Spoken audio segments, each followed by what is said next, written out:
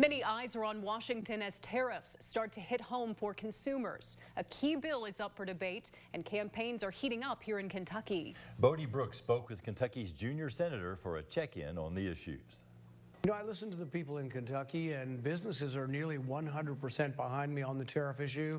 I study economics. I study the results. Kentucky's Rand Paul is one of the few Republican voices that has remained openly critical of tariffs, even before the Trump administration began using them as a favored approach to trade. He says Kentucky industries are backing him when he says it's a bad idea. I hear from the bourbon industry of retaliatory tariffs hurting them. I hear from the people who ship goods overseas, the different cargo shippers, they're not for the tariffs.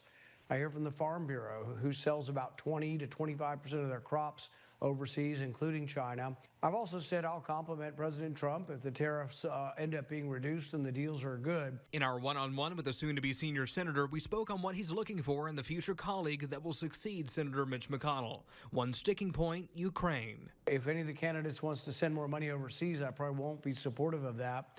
But I also need somebody hardcore enough that they'll actually vote against the spending. You know, we have a $2 trillion deficit, and frankly, many Republicans have been complicit with that. Paul says he likely will not be endorsing a candidate until after next year's primary. On the big, beautiful bill of cuts being debated now in Washington, Paul says he supports spending cuts to ease inflation and making the 2017 tax cuts permanent. He says he supports work requirements for Medicaid to transition more workers into an employer's private insurance, but argues cuts to the program are essentially off the table. There are going to be no significant cuts to Medicaid. And because of that, the deficit will still be $2 trillion. Paul says when it comes to the Senate, his vote for the bill will be in play over his opposition to raising the debt ceiling. Bodie Brooks, Fox 56 News.